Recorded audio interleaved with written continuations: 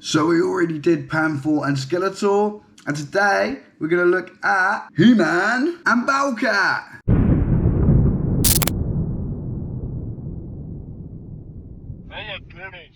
What's up everybody, welcome back to the channel. My name is Bobby and I am on a journey to recollect all the toys of my childhood and some new ones too, right? And today, for the first time in probably about 30 years, I will be having a new toy that I can hold up to the sky and say, I have the power! So let's not play silly games anymore and have a quick look at it, starting with the packaging on He-Man. As we know, the packaging is very reminiscent of the old style. If you've opened any of these Origins figures, you will know by now.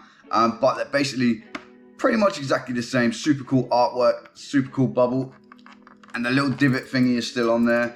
And on the back, we can see we've got some of the other characters that are in the line. And again, amazing artwork of He-Man holding the power sword, casting some sort of lightning, perhaps turning Cringer into Battlecat. And then on the Battlecat box, same thing again, amazing artwork, super cool packaging, very reminiscent of that old style. Awesome artwork, Battlecat looks mean as anything. And on the back again, we see some how to play with it tutorials and some of the other vehicles and figures in the line, as well as again, awesome artwork where Skeletor is about to have a bit of a surprise as Battlecat and He-Man lunge upon him. Hopefully that sword can save him because he's my favorite, but we'll see. But I don't really care about the boxes. I want to take them out of the boxes. So shall we do that now? Let's go close. So there's a super quick look at the figures, but before we go any further into it, a quick look at what else comes in the packaging for the figure. You get this little diagram of He-Man telling you that, yes, you can take the pieces apart.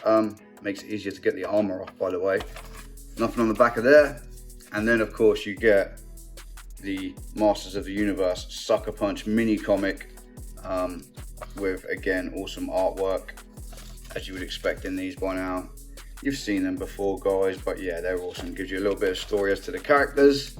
And my main man, Skeletor, is in there too, so of course he's in there. Why wouldn't he be? Faker in there as well. So it features the figures from this wave pretty much, right? Does it have Merman in there at all? Yes, it does. So yeah, it's pretty cool. It features all the figures from this particular wave. And finally, you get this really annoying bag of weapons, which are always really hard to get out. Last time I made the mistake of trying to get it out without cutting it. This time I'm not going to. It might not be so bad this time because Skeletor's stuff was so long and it got all sticky stuff all over it from the tape, right? But let's open that up and have a look at the weapons. Aha! I found a hack. There's a little hole here. I'm hoping, rather than try and attack the tape, yeah boy, we can just get it out this way, right? Ta-da! And they're all clipped together rather nicely there. So I guess technically you could mount everything on He-Man's back, which is pretty cool, right? I'm never going to remember how to get those all back together like that. So, first of all, we have a power sword, and it's not half of a power sword, which is kind of disappointing. My Skeletor has half a... Is it because I got the old version and the new version with the different head sculpts, maybe? Perhaps the original release has the half a power sword so that you compare it with Skeletor's. But this has a full power sword. It's pretty cool. I like it better than half a sword, to be honest. But I kind of wanted to stick my Skeletor one to it. But I ain't going to be able to do that now. I'm going to have to buy another He-Man. And then we have the axe, the original weapon of He-Man, right? Before the sword was ever even thought of, He-Man was always going to have an axe. You can see it. I don't need to tell you about it. It's a plastic axe. And finally, the thing that changes from the vintage toys here is the shield. The brownie bits are painted on this time rather than a piece of like cardboard. And we've got the grip there with the arm mount. So let's start piecing things together. I don't know. What's that? Mattel. My He-Man has gangrene or something. Please help. Does that come off? It comes off. Thank God for that, right? Anyway, let's piece them together. The little hand grip goes in there, and that should clip onto his, onto his forearm. Oh, it's scarily tight. There we go. We got it on. I didn't want to break him, right? But yeah, we did it. We did it. There we go. He's got his shield. Oh, he doesn't have a shield. I just snapped it off again. So hard to snap on, so easy to snap off. And then he has his Do we want to go with the axe? The axe actually holds way better than Skeletor holds his staff. I don't know if it's just my figure. Does anyone else have that problem with Skeletor? I'm getting so annoyed at picking up Skeletor's Havoc staff off the floor. But there's the axe. And then the sword. You can put it into his back, or we can swap it around. Put the axe in his back, which I think most people are going to do, right? I might use the axe just to be different. Put the axe on his back. And the sword in his hand.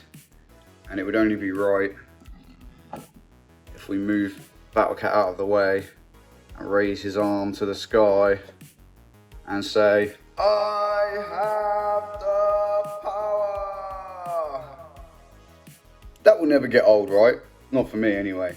So a quick look over the figure itself, and everything seems good on my one. I can't see any mistakes or issues or paint problems or anything. Really well done.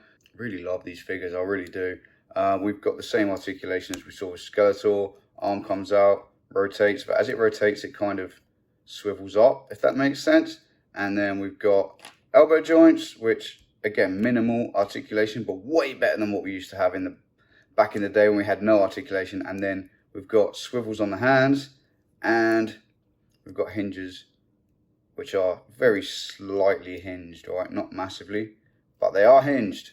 Then we have the waist swivelly here. We have the ball joint head, of course, which allows lots of motion there. He can look up, he can look down, he can headbang like windmill.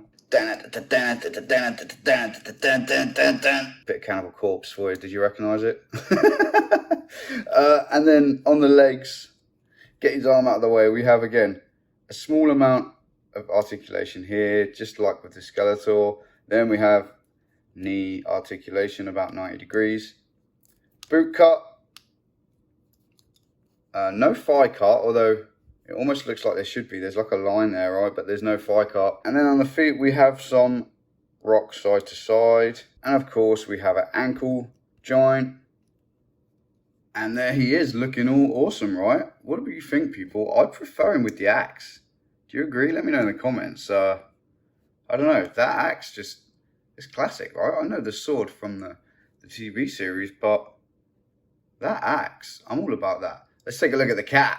So here he is, looking mean as anything. The head armor comes off really easily to reveal that same head sculpt. Again, exactly the same sculpt we saw on the Panther that we looked at last time. The head rocks side to side, it lifts up and down, and the mouth opens as well. The mouth is much looser on this one than it was on my Panther. And the eyes are painted weird, but yeah, that's how it is, right?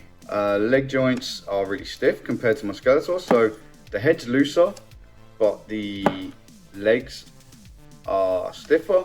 Same articulation, same everything. Same tail that spins and lifts up and goes all the way around and does everything. And sorry for all the banging on the desk. And then the armor is the same. Obviously, the big difference here is we can pop this on his head. Sort of. It's really, it doesn't fit great. There we go. We can pop this on his head, open his mouth, and he looks extra mean or weird or whatever. So the armor kind of restricts the head movement on the head there. You can't really lift his head up properly if you want the armor to sit right. I guess you could put it, yeah, you could put it over, but it doesn't quite sit. There we go, there we go. Yeah, actually it does. It sits fine. It sits absolutely fine, right? So there it is. The Battle Cat, there's not really much more to say about it, right? It's the same as the Panther. Of course, the last thing to do is to take He-Man and pop him on to Battle Cat. The sword kind of gets in the way a little bit on the back. But there he is, people. Battle Cat and He-Man. And he's ready for battle with Skeletor and Panther. There they are together. They look amazing together. And look at Skeletor, like I said. Look at him hanging on for dear life to that Havoc staff. It just does not want to stay in his hand. I've managed to pose it in a way now that he kind of pinches it with his thumb and forefinger and kind of just happens to balance. If I move him at all, it falls. But they look absolutely awesome together. What a pair. Can't wait to put them on the shelf with my newly acquired Castle Grayskull. Amazing stuff. Well done, Mattel. I love it. Give me more Master of the Universe Origins. Okay, here's more Master of the Universe Origins. We'll be opening up this one soon. By the way, don't buy your figures from Amazon if you want them to come in good condition, because this is how they arrive, with cracks in the bubble. Can you see that? Look, I can get my finger inside the bubble, and the card is destroyed. But yeah, thank you, Amazon. That one will be coming up soon, but for now, Skeletor and He-Man looking awesome. So there you have it, people. Another Master of the Universe Origins toy, which looks absolutely amazing. I need them all, right? I need all these ones. I need all the vintage ones. I just need all the toys. Anyway, thank you for watching, people. I hope you enjoyed it. If you did, please hit that like button. It does help. And I'll see you really, really soon with another video. I don't know what it's going to be yet. Maybe I'll be opening up the Bulbous Pod Racer from episode 1. Maybe I'll be opening up something else. I was hoping I'd be opening up a big bundle of vintage Master of the Universe toys by now. But I bought them on eBay, and they're still not here after 12 days of them being shipped, allegedly. So I've had to report them as lost on eBay. I hope I finally get them. If I don't, I'll be gutted. I know I'll get a refund from eBay, right? But I don't want money. I want toys. Thanks for watching, people. Stay awesome. I'll see you all really, really soon. Until then, I'm out of here. Peace.